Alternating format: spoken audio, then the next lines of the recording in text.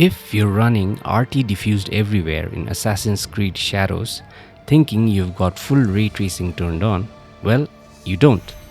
No ray traced reflections at all. Just a cheap fallback. Most of the time, the fallback looks fine. But then I saw this and thought something was broken. Turns out it's not just me, a bunch of players have hit the exact same thing. Let me show you what's actually going on and what it costs you either way. Because here's the thing, the settings that does give you full RT in this exact fight dips down to the high 30s. Turn it down to the settings most people think is already off, then it gives mid 50s. Let's break down all the 3 tiers of ray tracing in this game. Alright, so quick context, this is a tough F16 RTX 5060 laptop, 8GB of VRAM, i7-14650HX. If you've got something similar, this video is basically built for you. I tested across 1080p, 1440p, DLSS quality and balanced high and medium settings with all the 3 tiers of ray tracing. Starting simple, 1080p, DLSS quality, high settings, RT everywhere or diffused everywhere, with VSync on just to see if it can hold simple 60 FPS, right? Traversal mostly mid 50s, goes up into the high 50s and 60s in lighter areas. Combat's about the same, mid 50s, okay? Playable, not locked, but not bad either.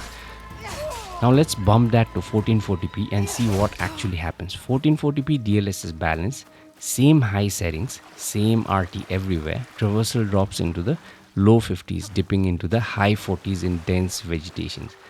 Combat though, that's where it hurts. It actually dips into the high 30s and regularly stays in the low 40s. That's a real difference from 1080p. Now quick technical note here, because this game's RT is quite confusing. Shadows split RT into 2 components, diffused and specular. Diffused handles global illumination and ambient occlusion. Basically, your light bounces and settles across the scene. Specular is what actually renders ray traced reflections and refractions from shiny objects, right? So when you're using diffused everywhere without specular, you're not getting any ray traced reflections at all.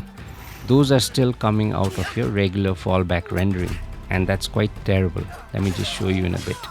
Now let's see the performance cost. Generally, turning a diffused RTGI alone costs you around 10 to 15% of your frames, and on top of that, if you're going to stack specular, you'd lose another 8 to 9%. And addition of both of them eats away a meaningful chunk of your performance, which tracks with what I'm seeing here. Now let's turn off ray tracing on everything except the hideout. So this is the hideout only setting, same spot. Traversal basically locked 60 FPS now, only dipping in heavy foliage, and combat sits around the mid 50s, which is actually a massive swing from just this one setting. But let me be honest here, the hideout only looks quite a bit flatter. You know, the image doesn't have depth. RT everywhere gives the whole image this depth, especially in ambient lighting. Okay, so if you make this trade-off, it is at the cost of image quality. Now let's go one step further. Diffused plus specular everywhere, still 1440p. Okay, this is even heavier, low to mid 40s during traversal itself, and dipping into the high 30s. VRAM crossing 6.5 GB here too, which, okay, hold that thought. So here's something interesting. I turned on frame generation 2x, still 1440p, diffused everywhere. Mid 70s felt smooth. But look at the water during rain. See how blocky those reflections are.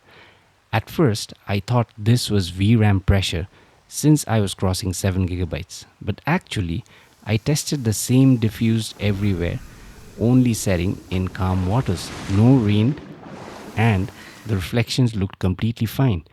So it's not VRAM, and it's not just no reflections either. What's actually happening? Diffused everywhere only doesn't ray trace reflections. It falls back to the cheaper SSR method that estimates reflections of what's already on screen. In calm waters, the fallback holds up fine, but rain is consistently rippling the water surface detail, and the fallback method just can't keep up with how fast the ripples change. So instead of a smooth reflection, you get these blocky chunks tracking the raindrops. And I'm not the only one who's run into this. Other players have reported the exact same issue on Ubisoft's own forum. The fix people found matches what I found too. Turn on Specular, which gives you actual ray traced reflections, and it cleans up immediately. Switch to Diffused plus Specular Everywhere with frame generation on. Water fixes itself right away. You do lose a few frames, so the frame rate goes to low 70s. But if you're getting blocky water in the rain, this is why, and here's the fix. Now, if you want the smoothest possible experience in this card, here it is: 1080p hideout only, frame gen 2x, mid to high 80s, and it holds through combat too. Genuinely playable, very smooth, that's your ceiling. One more thing, I realized dropping to medium settings doesn't save you from the crowds. This village setting, medium settings, diffused plus specular everywhere, DLSS balanced 1440p, mid to low 50s, and VRAM still sitting in 6.6 gigabytes. Compare that to the open terrain at the same settings, noticeably lower VRAM and higher frame rates. Crowds are just expensive in this game, period. Even with RT and every other setting, scale back to medium. So now, if you're asking me what I'd actually run, honestly, I'd take medium settings with diffused plus specular everywhere over high settings and hideout only. That's specifically the combo I tested, and that ray tracing depth, reflections included, matters more to how the game actually feels than the slight increase in sharpness you get from high settings. Yeah, it's a bit softer, but it's got life to it.